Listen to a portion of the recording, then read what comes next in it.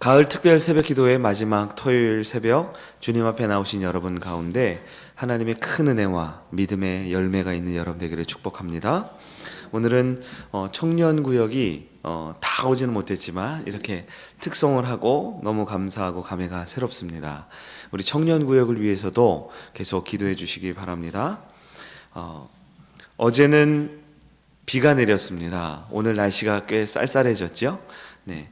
벽에, 교회 외벽에 있는 오래된 이끼 그리고 먼지 이런 것들을 우리 성도님과 많은 분들이 도와주셔서 하나하나 제거를 하고 로비와 또 교회 주차장 마당 전체를 물로 이렇게 한번 쓸어냈는데 비가 내리니까 너무 기분이 좋더라고요. 하나님께서 우리 교회가 깨끗해지고 새로워지는 가운데 또 은혜의 단비까지 내려주셔서 이렇게 교회가 더 아름답고 시원하게 바뀌어가고 있습니다. 여러분들은 가을 하면 무엇이 생각나세요? 가을 하면 천고마비의 계절이고 또 가을 하면 여러 가지 또 시적이고 낭만적인 것들이 많잖아요.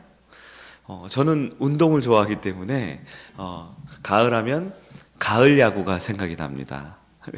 가을 야구 하면 야구 좋아하시는 분들은 무슨 말씀인지 알죠?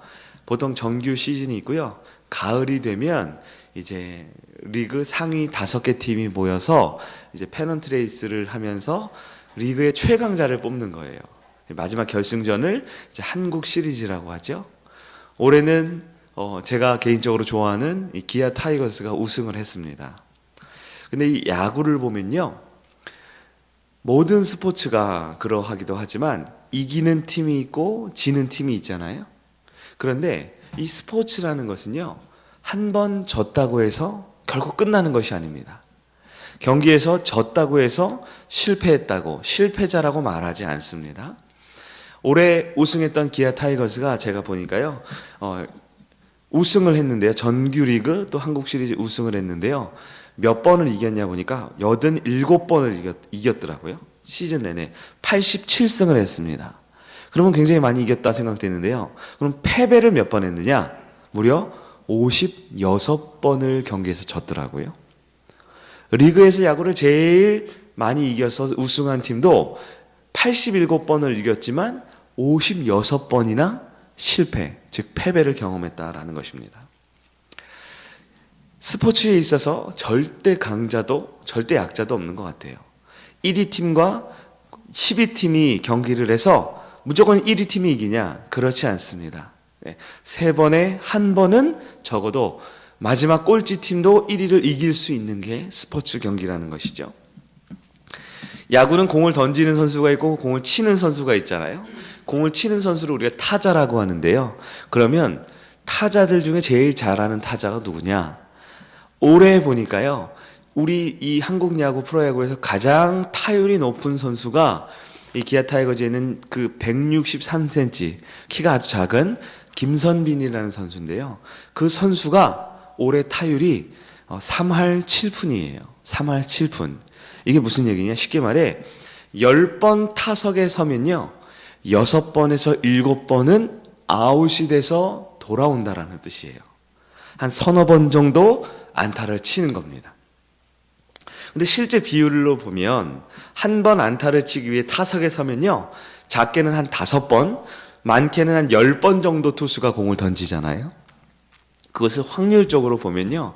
한 경기에 한 30개에서 40개의 공을 던졌을 때 한 번만 정확하게 배트 중앙에 공을 맞춰서 안타를 쳐내면 3할이 되거든요. 그러면 이 한국 야구에서 거의 최정상급 타자가 되는 거예요. 생각해 보세요. 30번, 40번을 공을 못 치고 공을 허치고 공을 파울을 쳐도 그 중에 한 번만 배트 중앙에 맞춰서 안타를 치면 3할 타자가 된다.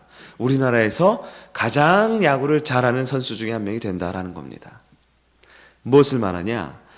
많은 스포츠들이 그렇지만 스포츠는요. 성공할 때보다 실패할 때가 훨씬 더 많다라는 거예요. 축구의 예도 마찬가지입니다. 축구는 11명씩 22명이 경기를 하지만요. 그 하나의 공을 가지고 많은 사람들이 공을 계속 차는 거예요. 축구가 이렇게 멋있고 화려해 보이지만 공만 자세히 보면 많은 사람들이 그냥 공을 이리 차고 저리 차고 하는 거잖아요. 근데 누가 경기에서 이기냐? 공을 마지막 순간 한 번 혹은 두 번만 공을 상대편의 골대 안에 잘 차 넣으면 이기는 겁니다. 이 말은 그 한 번, 두 번을 잘 차기 위해서 수천 번, 수만 번을 잘못 차고 딴 데 차고 엄한 데 공을 차도 전혀 뭐라 그러는 사람이 없어요. 그 공의 기준으로 봤을 때 성공해서 골에 들어가는 것은 한 번 혹은 두 번, 많아야 서너 번이면 족하다라는 것입니다. 여러분, 스포츠 경기에서 성공만이 인정받느냐? 그렇지 않아요. 수많은 실패들이 쌓여서 경기를 이기게 되는 것입니다. 저에게는 딸만 있는 게 아니라 아들이 있습니다. 아들 얘기를 잠깐 또 하겠습니다. 저희 아들이 6살인데요. 잘 아시다시피 말썽쟁이에요. 말괄량이에요. 그래서 많이 돌아다니다가 넘어지기도 하고 부딪히기도 합니다. 아시다시피 한 달 전에는 이 교회 마당에서 뛰어다니다 넘어져서 이 턱을 찢어서 12바늘을 꼬매기도 했죠. 그런데 아이들이 길을 뛰어다니고 걸어다니다가 넘어지잖아요. 넘어질 때 아이들은 이런 말을 하지 않아요. 이런 넘어지다니 나는 너무 실패자야. 이렇게 잘 뛰어다니지도 못하고 넘어져서 난 다시는 뛰지 않을 거야. 나는 인생의 실패자야. 나는 걸어만 다닐 거야. 라고 말하는 아이들은 아무도 없어요.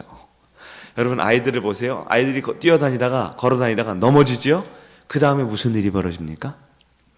벌떡 일어나서 또 뛰어다니는 거예요. 아이들은 넘어지는 것을 두려워하지 않습니다. 아이들은 걷다가 뛰다가 실패해도 전혀 그것을 실패라고 생각하지 않습니다. 길을 가다가 넘어지거나 뛰다가 넘어졌을 때 오히려 걸어가는 것을, 뛰어가는 것을 주저하는 사람들은 어린아이들이 아니라 어른들입니다.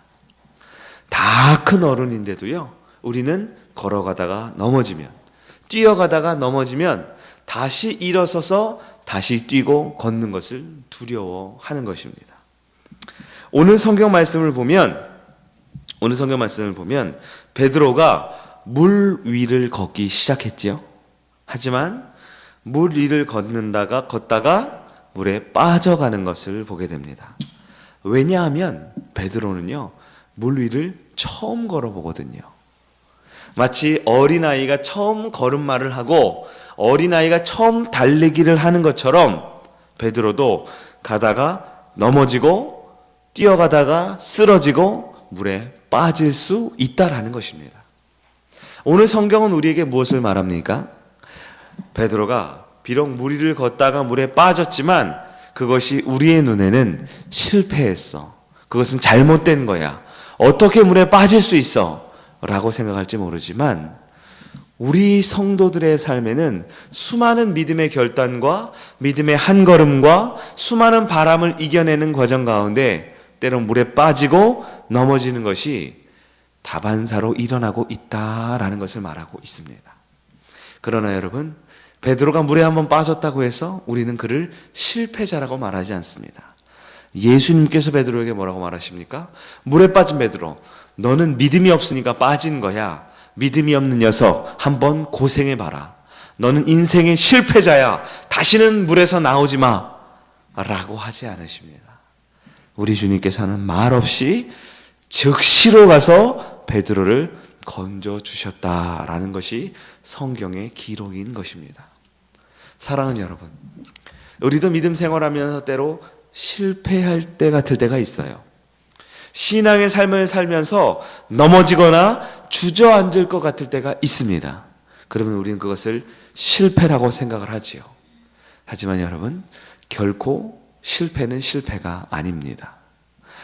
사람들 중에 실패를 좋아하는 사람들은 없어요. 왜냐하면 실패하면 아프고 상처받고 힘들거든요. 그러나 여러분, 실패를 통해서 우리는 인내하는 것을 배울 수 있습니다. 실패하는 것을 통해서 다시 한번 도전할 수 있는 용기를 배울 수 있습니다. 실패를 통해서 우리의 믿음이 다시 정갈하게 준비되고 다시 정확하게 한 걸음 내디딜 수 있는 믿음을 배울 수가 있는 것입니다. 사랑하는 성교 성도 여러분, 실패하고 있다고 느낍니까? 물에 빠지고 있다고 느낍니까? 그러나 좌절하거나 두려워하지 마십시오. 우리 주님께서는 사랑하는 아들과 딸들을 결코 물속에 빠진 채 내버려 두는 분이 아니다라는 사실을 기억하는 여러분들에게 축원합니다. 우리 공사 현장이 이제 마무리가 돼가고 이제 우리가 정리를 하고 청소를 해야 합니다. 물론 사람의 눈으로 보기에 좀 미진한 부분이 보일 수 있어요. 저는 하루도 빠지지 않고 그 공사 현장을 지켜보고 또 크고 작게 도우면서 제 개인적으로 마음에 들고 행복할 때도 있지만 이건 좀 이렇게 했으면 더 좋겠다 하는 말이 이 목구멍까지 차오를 때가 있어요. 생각해 보세요. 2, 3일에 한 번씩 오고 일주일에 한 번씩 오고 2, 3주에 한 번씩 오는 것보다 매일 아침 8시 공사 시작하기 전부터 간식을 준비하고 그분들을 맞아서 기도하고 오후 5시 퇴근할 때까지 그 자리에 있는 제가 마음이 편하겠습니까? 하지만 현장을 보면요, 하나님께서 이런 마음을 주세요. 아들아, 너가 자꾸 잊어버리는 것 같은데 너가 공사 현장을 공사하기 전에 찍어놓은 사진을 보여줄게 하면서 하나님이 제 핸드폰에 있는 사진을 보여주세요. 그러면 불과 3주 전, 한 달 전에 그 모습과 지금 변화된 모습을 보면 제 마음 가운데 어떤 불평과 불만도 할 수 없는 것을 보게 됩니다. 하나님이 처음 주셨던 비전이 있어요. 하나님께서 이 사역을 리모델링을 시작하게 하신 분명한 목적이 있어요. 그 비전과 목적을 생각하면 하나님께서 대성공을 허락해 주셨구나 라는 것을 보게 됩니다. 사람의 마음은 얼마나 자기 중심인지요. 내 생각과 내 계획과 내가 원하는 바가 조금이나마 다르면 우리는 불평하고 불만하고 이건 실패했어 라고 단정하기 쉽습니다. 그러나 하나님의 넓은 마음과 큰 관점으로 보면 우리가 모여서 기도하고 우리 많은 중직들과 많은 성도들이 처음에 계획을 세우고 어떤 비전과 어떤 목적과 어떤 것을 이루기 위한 그리고 이후에 벌어질 일들을 기대하면서 준비했던 모든 계획은 하나도 빠짐없이 하나님이 성공적으로 이루어 주셨음을 믿음으로 보는 여러분 되기를 축원합니다. 성일교회가 2017년이 됐습니다. 우리 성일교회가 1987년 12월 19일에 이제 개청 예배를 드렸잖아요. 그러면 횟수로 정확하게 올해가 30년이 되는 해더라고요. 우리도 이제 12월 날짜로 그러니까 17일이 되는데 창립 30주년 기념 감사 예배 준비하고 있는데요. 지난 30년을 보세요. 어떤 분들은 이렇게 말할지 모릅니다. 목사님, 우리 교회가 과거 한 100명, 150명이 모였어요. 지금은 몇십 년밖에 안 모이네요. 목사님, 우리가 과거 이런 일도 했고요, 저런 일도 했고요, 그런 일도 했고요, 이런저런 많은 일들을 했어요. 지금은 우리가 비록 힘이 약하지만 여러분, 우리가 과거의 모습을 보면 지금 성일교회 실패하고 있습니까? 우리 성일교회 쓰러져 있습니까? 물에 빠져 있습니까? 그러나 여러분, 믿음의 눈으로 보시기를 바랍니다. 하나님은 결코 실패하지 않으십니다.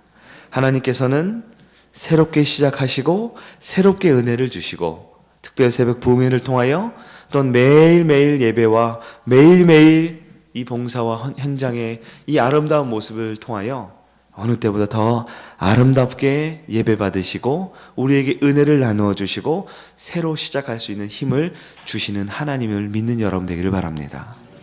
하나님의 역사는 하나님의 완전한 속성상 결코 실패할 수가 없습니다. 하나님은 가장 좋은 길이 있는데 두 번째 길, 세 번째 길, 다른 길을 선택하실 수 없는 완전한 하나님이십니다. 우리 인간의 눈에 보기에 지금은 부족하고 우리 인간의 눈으로 보기에 실패한 것 같고 사람의 계획에 내 마음 같지 않지만 하나님의 크고 또 넓은 마음으로 볼 때 하나님은 최고의 길로 완벽하게 우리를 다듬어가고 있는 줄 믿습니다. 베드로는 물에 한번 빠졌습니다. 그러나 주님께서는 베드로에게 무엇을 주고 싶으신가? 하나님의 마음은 베드로가 물 위를 5발자국을 걷냐 10발자국 걷냐, 하나님께는 그게 중요한 게 아니었어요. 하나님께는 베드로가 한 걸음 내디딜 때 주님만 바라보는 믿음이 있느냐, 한 걸음 한 걸음 나아가는 가운데 세상에 바람과 풍랑이 불더라도 끝까지 주님만 바라볼 수 있느냐. 설령 그 바람이 무서워 빠져가고 실패한 것처럼 보이지만 순간적으로 즉시로 찾아오는 내미는 주님의 손을 붙들 수 있는 믿음이 있느냐. 그 주님의 손을 붙들고 다시 물 밖으로 나와서 주님 품에 안길 수 있느냐. 우리 주님께서는 이 세상에 몇 발자국을 걸었느냐, 얼만큼 성공하고 얼만큼 오래 살고 얼만큼 사업에 성공해서 많은 돈을 거두었느냐, 우리 주님은 그것을 관심 갖는 것이 아니라 사랑하는 아들과 딸들이 끝까지 섰을 때나 앉았을 때나 물에 빠졌을 때나 믿음으로 한 걸음 걸어갈 때나 변함없이 주님만 바라보고 주님만 의지하고 있느냐, 그것을 보고 있다라는 것을 기억하는 여러분들 되기를 축원합니다. 베드로는 실패자가 아닙니다. 물에 빠졌을지 모르지만 물 밖에 나왔고 배 위에 건져졌고 행복한 삶을 살았습니다. 저와 여러분도 실패하지 않습니다. 사업에서, 가정에서, 인생에서 내 마음대로 되지 않는 수많은 풍랑과 물에 빠지는 것 같은 어려움이 있습니까? 주님을 끝까지 바라보는 여러분 되기를 축원합니다. 믿음으로 다시 한 걸음 더 디뎌가는 여러분 되기를 축원합니다. 말씀을 정리합니다.